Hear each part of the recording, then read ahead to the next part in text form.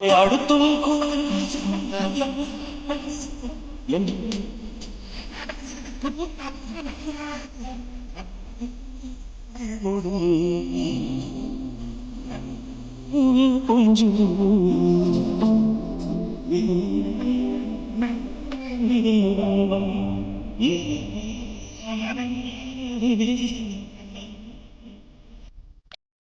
ദൈവവചന ചിന്തകൾ കേൾക്കുന്ന എല്ലാ മാന്യ ശ്രോതാക്കൾക്കും ക്രിസ്ത്യ വന്ദനം അറിയിക്കുകയാണ്.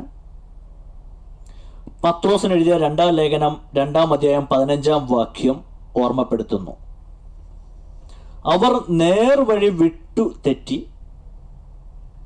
ബയോരിന്റെ മകനായ ബെലയാമിന്റെ വഴിയിൽ നടന്നു എന്ന വാക്യമാണ്. വിശുദ്ധ വേദപുസ്തകം നമ്മെ ഓർമ്മപ്പെടുത്തുന്ന 2 വഴികളെക്കുറിച്ചും ഓർമ്മപ്പെടുത്തിക്കൊള്ളുന്നത് യേശു കർത്താവ് കടന്നുപോയതുമായ, യേശു കർത്താവിനും എന്നോടും നിങ്ങളോടും കടന്നു പോകണമെന്ന് ഓർമ്മപ്പെടുത്തിയ വഴികളെയും കുറിച്ചുമാണ്. ഒന്നാമത്തെ വഴിയെന്നും അത് നേർവഴി ആണെന്നും വാക്യങ്ങളാണ്. യോഹന്നാന്റെ സുവിശേഷം 10-ാം അധ്യായം 1-ാം വാക്യത്തിൽ വായിക്കുന്നത്, ആമേൻ ആമേൻ ഞാൻ നിങ്ങളോട് പറയുന്നു, ആട്ടിൻ തൊഴുത്തിൽ വാതിലിലൂടെ കടക്കാതെ വേറെ വഴിയായി കയറുന്നവൻ കള്ളനും കവർച്ചക്കാരനും ആകുന്നു എന്ന വാക്യമാണ്.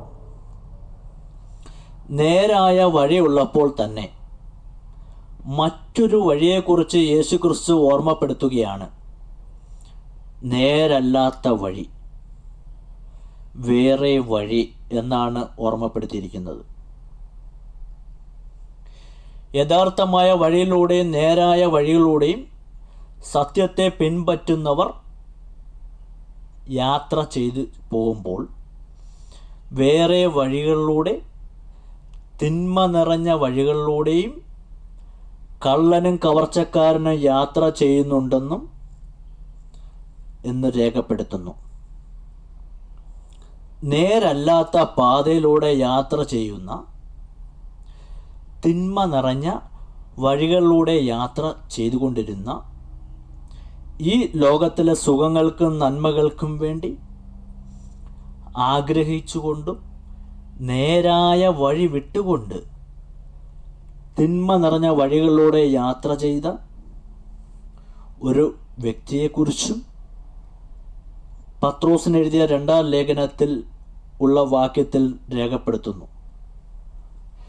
ദൈവത്തിൻ്റെ വഴികളിലൂടെ യാത്ര ചെയ്ത ബെയോരിൻ്റെ മകനായ ബെലയാം ആ നേരായ വഴി വിട്ടുകൊണ്ട് അനീതിയുടെയും കൂലിയെ കുറിച്ചുകൊണ്ട് തിന്മയുടെ വഴികളിലൂടെയും ദൈവഹിതമല്ലാത്ത വഴികളിലൂടെയും അനീതി നിറഞ്ഞ വഴികളിലൂടെയും കള്ളനും കവർച്ചക്കാരനും യാത്ര ചെയ്യുന്ന വഴികളിലൂടെയും കടന്നു പോകുവാൻ ഇടയായി തീർന്നു എന്നും അത് തൻ്റെ നാശത്തിന് കാരണമായി തീർന്നു എന്നും ഓർമ്മപ്പെടുത്തുമ്പോൾ, കർത്താവായ യേശു ക്രിസ്തു യാത്ര ചെയ്ത, നമ്മുടെ മുൻപിൽ തുറന്നു വച്ചിരിക്കുന്നതുമായ നേരായ വഴികളിലൂടെ യാത്ര ചെയ്യുന്നു എങ്കിൽ നിത്യമായ സന്തോഷത്തിലും സമാധാനത്തിലും അനുഗ്രഹത്തിലും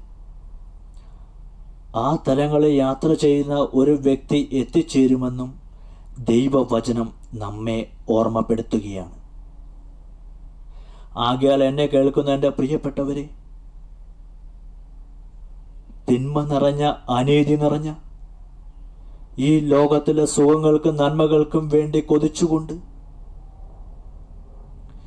ബെലയാം യാത്ര ചെയ്ത വഴി വിട്ടുകൊണ്ട് ദൈവം നമ്മുടെ മുമ്പിൽ തുറന്നു വച്ചിരിക്കുന്ന നേരായ പാതയിലൂടെ യാത്ര ചെയ്യേണ്ടതിന് നാം ആഗ്രഹിക്കുന്നവരും അതിനുവേണ്ടി ഉത്സാഹിക്കുന്നവരുമായി തീരണം. അതിന് സർവകൃപാലുവായ ദൈവം, എന്നെ കേൾക്കുന്ന ദൈവം എല്ലാവർക്കും കൃപ നൽകട്ടെ. കരുണയുള്ള ഞങ്ങളുടെ ദൈവമേ, തിരുവചന ചിന്തകൾ കേട്ട എല്ലാവരെയും ഓർത്തു പ്രാർത്ഥിക്കുന്നു. ഈ ദൈവവചന ചിന്ത കേട്ട ആരും തിന്മ നിറഞ്ഞുകൊണ്ട്, അനീതി നിറഞ്ഞുകൊണ്ട് വളഞ്ഞ വഴികളിലൂടെ യാത്ര ചെയ്യുന്നവരായിട്ടല്ല, നേരായ പാതയിലൂടെ സത്യത്തിൻ്റെ പാതയിലൂടെ യാത്ര ചെയ്യുവാൻ യേശുവെ നീ സഹായിക്കണമേ. ദൈവത്തിൻ്റെ കരുണയുള്ളത് കൊണ്ട് സ്തോത്രം. യേശു കർത്താവിൻ്റെ നാമത്തിൽ തന്നെ. ആമേൻ.